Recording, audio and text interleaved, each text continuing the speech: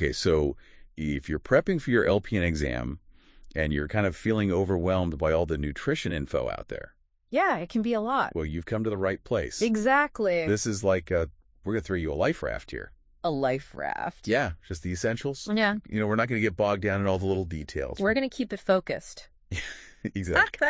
So I'm really excited about this one. Me too. This is going to be a good deep dive. So for this deep dive, we're working with Nutrition for Nursing Ch4.pdf as our main source. Yes, it's a great resource. It's got everything from the dietary guidelines for Americans. Oh, yeah. Those are important. My plate information. I love my plate. Vegetarian diets. Food labels. Oh, food labels are so confusing. I know. And then really importantly for the LPN exam, it talks about like nutritional needs for different body systems. Right. And disease prevention too. Oh, that's right. So it's really applicable. Yeah, and that's what we're all about here. Absolutely. So our mission for this deep dive is basically to give you guys a really clear and concise overview of the most important nutritional principles. Yeah, like the core concepts. Exactly, the need-to-knows for your exam. Yeah, so you can ace it. And not only ace the exam, but also feel like you're walking away with like a good foundation for, your nursing practice. For sure. So let's dive right in. Sounds good. Why don't we start with the dietary guidelines for Americans? Okay, so those are really interesting because those guidelines are like the official U.S. nutrition policy. Oh, wow. And they get updated every 5 years. Okay. And the current ones are the 2020 to 2025 guidelines. Okay. And what's really interesting about those is they have a lifespan approach now. Oh, I see. So they consider like nutritional recommendations for every stage of life from infancy to older adulthood. Okay, that's great. Which is new. So for someone who's studying for their LPN exam, why is this lifespan approach? Like, why should they care? Well, because they're going to be working with patients of all ages, right? Right. So they need to understand how nutritional needs change throughout life. Yeah, that makes sense. So, for example, the guidelines talk about exclusive breastfeeding or formula feeding for the first 6 months of life. Okay.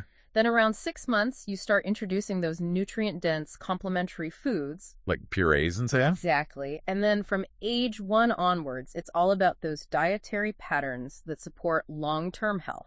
Okay, I see. And prevent chronic diseases. So what are the actual guidelines themselves? So there are 4 overarching guidelines. All right, let's hear them. Guideline number 1 is to follow a healthy dietary pattern at every stage of life. Okay, pretty straightforward. Yeah, and this isn't just about feeling good. It's about like meeting those specific nutrient needs at different life stages. Right, like a growing child would need different things than, Exactly. an older adult. Exactly. And it's about maintaining a healthy weight and reducing the risk of chronic diseases. Gotcha. Like heart disease, type 2 diabetes, things like that. Okay, what's number 2? Number 2 is to customize and enjoy nutrient-dense food and beverage choices that reflect personal preferences, culture, and budget. Oh, so it's not just like a one-size-fits-all. No, not at all. That's good. It's about finding what works for you. Yeah. Like what you enjoy eating, what fits your cultural background, and what you can afford. So you can actually stick with it long term. Exactly. That makes a lot of sense. Okay, number 3 is focus on meeting food group needs with nutrient-dense foods and beverages. Nutrient-dense. Yes, nutrient-dense meaning like packed with nutrients. Okay. So lots of vitamins, minerals, and fiber without too many calories. Okay, that makes sense. And you want to do this while staying within calorie limit. Oh, right. So it's about balance. Exactly. Okay, what's the last one? The 4th guideline is all about limiting foods and beverages that are higher in added sugars, saturated fat, and sodium. Okay, the usual suspects. Yes. And they also mention alcohol, saying if you choose to drink, do so in moderation. Okay, that makes sense. So when they talk about a healthy dietary pattern, what are they actually talking about? What are the specific food groups? So they break it down into like 6 main categories. Okay. So first we have vegetables. Of course. All kinds of vegetables. Dark green vegetables, red and orange vegetables, beans and peas and lentils. Wow, so many choices. I know starchy vegetables and other vegetables. All the colors of the rainbow. Exactly. Okay, what's next? Then we have fruits, and they specifically say to emphasize whole fruits over fruit juices. Okay, less juice, more whole fruit. Exactly. Gotcha. Then we have grains, and at least half of your grains should be whole grains. Okay, so brown rice instead of white rice. Exactly. Whole wheat bread instead of white bread. Okay. And then we have dairy. Oh, dairy is important. Yes, they recommend fat-free or low-fat milk, yogurt and cheese, Okay. or fortified soy alternatives. Oh, right, for people who can't have dairy. Exactly. Okay, so what about protein? Protein is super important too. Where do we get our protein? So there are lots of different sources of protein. Okay. Lean meats, poultry, eggs, seafood, That's a lot already. beans, peas, and lentils. Okay, so those count as both protein and vegetables. Yes, they are a good source of both. Awesome. Nuts, seeds, and soy products are also good sources of protein. Wow, so many options. I know. And then finally, we have oils. Oils. Yes, healthy oils like vegetable oils. Okay. And the oils that are found naturally in foods like avocados and nuts. Oh, I see. So those are the 6 main categories that make up a healthy dietary pattern. That's a lot to remember. But the good news is it's all about balance and variety. Right. Yeah. You don't have to eat all of these foods every single day. Okay, that's reassuring. But it's good to try to incorporate a variety of them into your diet over time. Got it. And speaking of limits, you asked about the guidelines for limiting certain things. Yes. So for added sugars, they recommend less than 10% of your total daily calories should come from added sugars. Starting at what age? Starting at age 2. And for children under 2, they should avoid added sugars completely. Okay, that makes sense. For saturated fat, the recommendation is also less than 10% of your daily calories. Okay. And again, starting at age 2. Got it. And they really emphasize choosing those healthier fats instead. Like monounsaturated and polyunsaturated fats. Yes, exactly. Right. And then for sodium, the general recommendation is less than 2,300 milligrams per day. Is there like an easy way to visualize that? Yeah, that's about a teaspoon of salt. Okay. A teaspoon, that's not that much. It's not a lot, but it can add up quickly if you're not careful, Okay. especially if you're eating a lot of processed foods. Right, right. So those are the main things to limit added sugars, saturated fat, and sodium. Okay, so those are the percentages.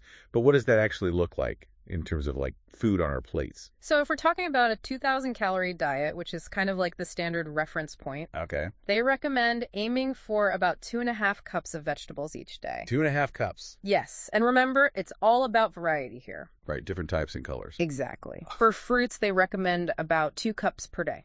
Again, focusing on whole fruits. Yes. Okay. Grains should be about 6 ounces total per day, with at least half of that being whole grains. Okay, 6 ounces of grains. Yes. Got it. Dairy is recommended at 3 cups per day. 3 cups. Yes. Okay. And for protein foods, about 5.5 ounces per day. 5.5 ounces. Okay, and just to clarify, that includes like poultry, beans. Yes, all of those sources that we talked about earlier. Okay, perfect. And then finally, for healthy oils, about 27 grams per day. 27 grams of oils. Yes. Got it. So those are just general guidelines, of course. Right. Individual needs will vary depending on a person's age, activity level, and other factors. Yeah, that makes sense. Now, beyond just what to eat, the guidelines also talk about food safety, Yes, food safety is super important. especially in a healthcare setting. Absolutely. So what do they recommend? Well, they emphasize the importance of avoiding raw or undercooked eggs, Okay, no runny yolks. no runny yolks, and also unpasteurized milk and juices. Okay. Those can harbor harmful bacteria. Right. They also give some tips for making healthier choices when you're cooking at home and eating out. Like what?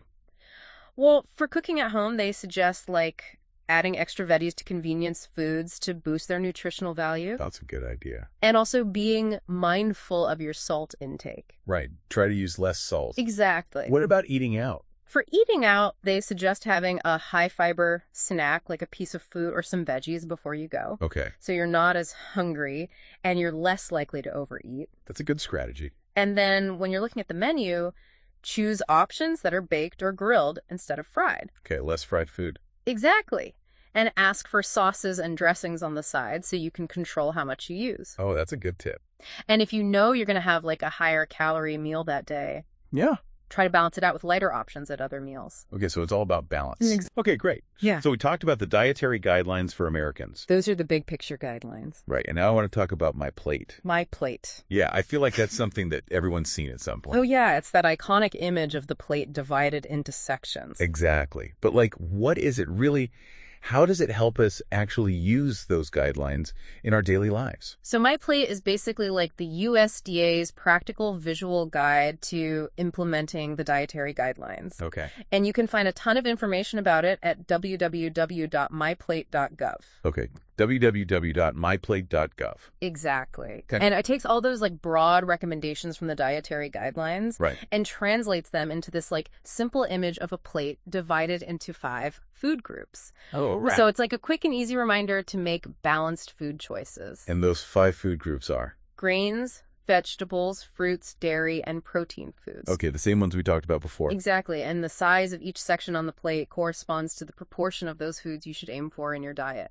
Oh, so like visually you can see how much of each food group you should be eating. Exactly. And a really important part of the My Plate message is that it's not just about what you eat, but also how much you move. Oh, right. The physical activity component. Exactly. So they encourage balancing your calorie intake with physical activity. Makes sense. I love how visual it is and Yeah. like how easy it is to understand. Yeah, it's definitely very user-friendly. Are there any other resources that are part of My Plate that you think would be really helpful for an LPN student or for when they're working with patients? Yeah, definitely. So on the My Plate website, they have this thing called My Plate Kitchen. Okay. And it's basically like a collection of healthy recipes Oh, and practical tips for eating well, even if you're on a budget. that's awesome. They also have specific guidance for different life stages, Okay. like pregnant and breastfeeding women Right. and older adults. So it's really tailored to different needs. Exactly. That's great. And this is really cool for patient education. They have the My Plate image and all the supporting materials available in multiple languages. Oh, wow. That's great for reaching diverse populations. Exactly. I love that.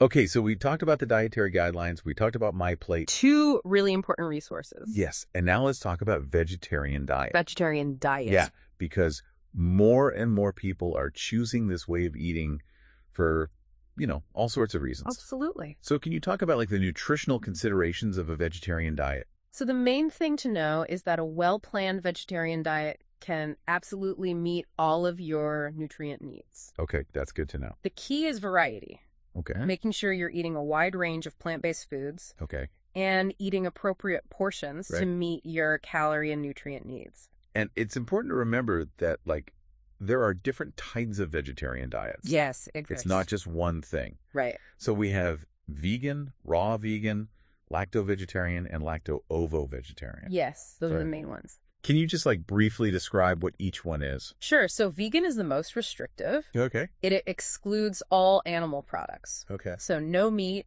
poultry, fish, eggs, or dairy.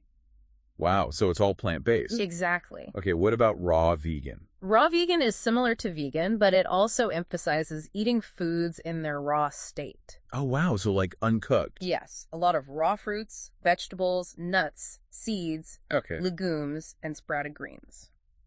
Interesting. Okay. And what about lacto-vegetarian? Lacto-vegetarian includes dairy products, Okay. but excludes eggs. Okay. So milk and cheese are okay. Yes, exactly. Okay. And what about lacto-ovo-vegetarian?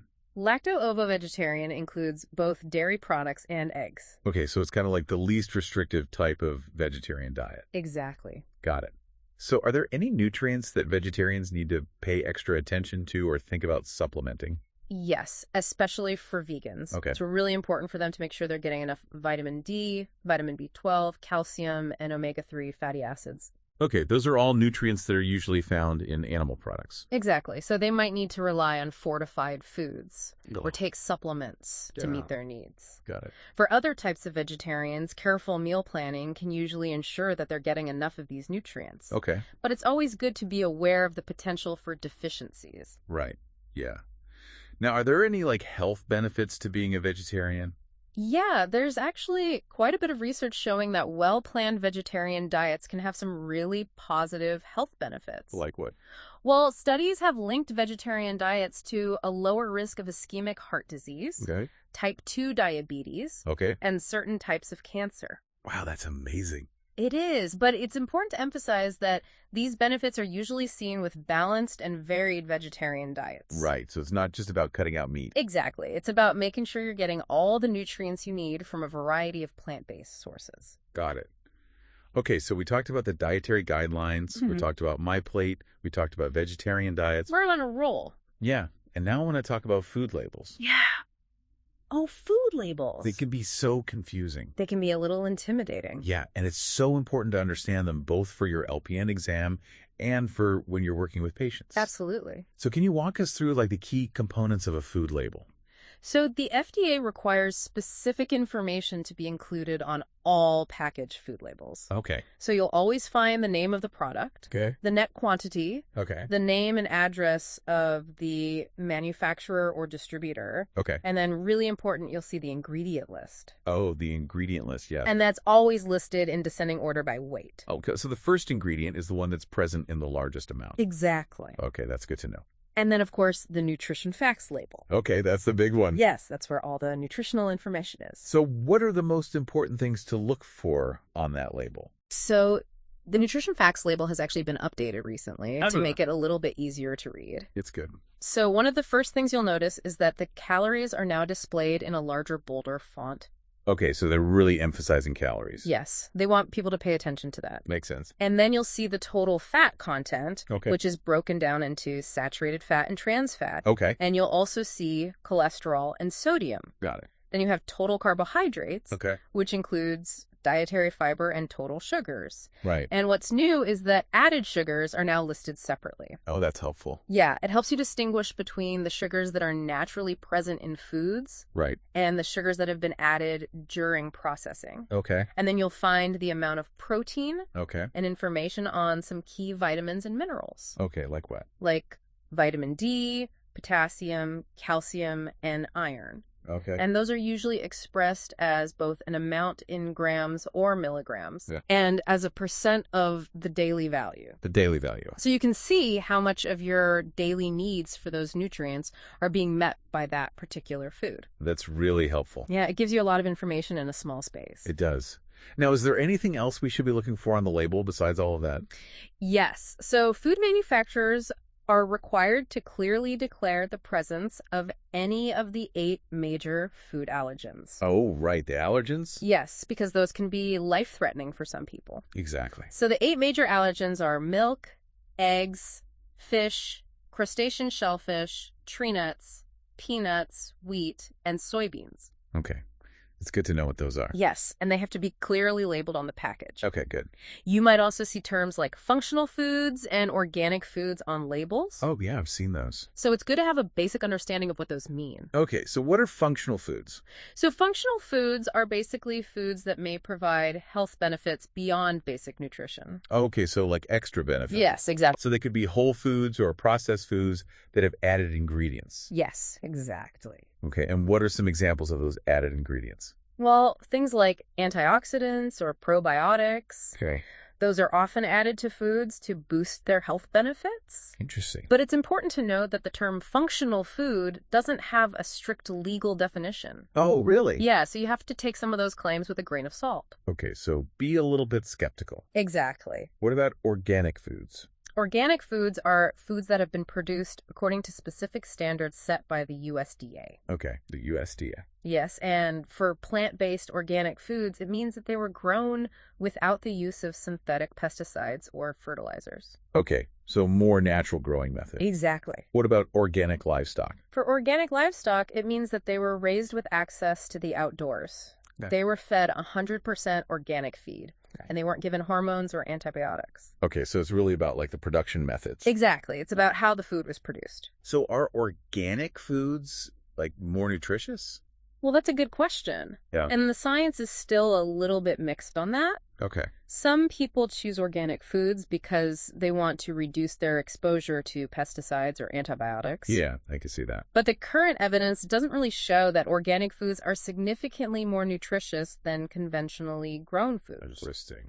Yeah, so it really comes down to personal preference. Okay. And what's important for you to know as a future LPN is that foods that are labeled as non-GMO have not been scientifically proven to be harmful. Oh, that's a good point. Yeah, there's a lot of misinformation out there about GMOs. Wow. So it's important to stick to the scientific evidence. Okay, great. So we talked about a lot of general nutrition information, but now I want to get into some more specific stuff. Okay, sounds good. That's really relevant for the LPN exam. All right, let's do it. So let's start with heart health. Heart health. Yeah, because that's a huge issue. It is one of the leading causes of death in the U.S. Exactly. So what are the dietary recommendations for preventing heart disease? So the guidelines recommend limiting saturated fat intake to less than 7% of your total daily calories. Okay, less than 7%. Yes. And you also want to reduce your consumption of red and processed meats, Okay. refined grains, added sugars, butter, and high sodium foods. So basically, a lot of the things that taste really good. Yeah, pretty much. Okay. What else? And you also want to avoid commercial trans fats. Okay. Those are the really bad ones. Yes, they are very bad for your heart. Okay. So what should we be eating more of? So you want to focus on eating more fiber-rich foods, Okay. foods that are high in vitamins, antioxidants, minerals, and beneficial phytonutrients. Okay. And you also want to choose unsaturated fats over saturated fats. Right. Those are the healthier fats. Exactly. Okay. And choosing foods with a lower glycemic index can also be helpful. The glycemic index. Okay. Yes. So what is that? So the glycemic index basically measures how quickly a food raises your blood sugar. Oh, I see. So foods with a lower glycemic index are digested more slowly, Okay. and they don't cause those rapid spikes in blood sugar. Which is better for your heart. Yes, exactly. I've also heard of this thing called the DAESH diet.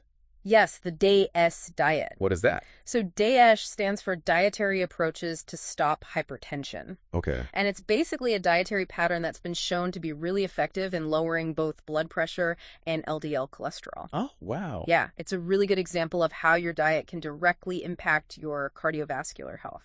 So what does the DASH diet consist of? So it's high in fruits, vegetables, and low-fat dairy products. Right. And it's low in saturated fat and total fat. Got it. Okay, so we talked about heart health.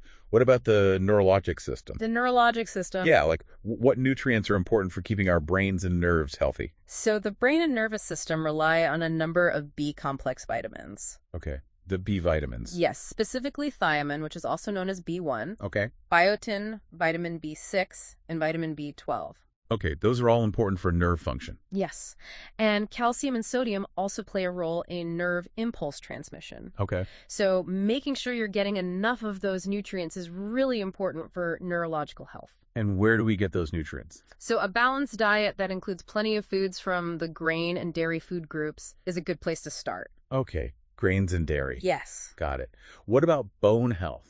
Bone health. Yeah, what do we need to keep our bones strong? So calcium, magnesium, and phosphorus are all really important for bone health. Okay, and where do we get those? Dairy products are a great source of all three of those nutrients, Okay. but it's not just about diet. Oh, Weight-bearing physical activity is also really important for bone health. so like running, walking, lifting weights. Exactly. Those types of activities help to stimulate bone growth Okay. and reduce the risk of osteoporosis later in life. So it's a combination of diet and exercise. Exactly. Okay, what about bowel function? Bowel function. Yeah, because that's something that can really impact a person's quality of life. Absolutely. So what can we do to keep things moving smoothly? So the two most important things for healthy bowel function are adequate fluid intake. Okay. Drinking enough water, Yes, and getting enough fiber. fiber. Yes, the general recommendation for fiber is about 25 grams per day for women. Okay, 25 grams per day for men. Yes. And 38 grams per day for men. Okay, more for men. Yes. And where do we get fiber? So fruits, vegetables, and whole grains are all good sources of fiber. Okay, so back to those My Plate recommendations. Exactly. Okay, great. And then the last thing I want to touch on is cancer prevention. Cancer prevention. Yeah, so is there anything we can do diet-wise to lower our risk of cancer? So while there's no one magic food that can prevent cancer, Right. there are definitely things you can do with your diet to lower your risk. Okay, like what? So a good place to start is to follow a well-balanced dietary pattern. Like My Plate?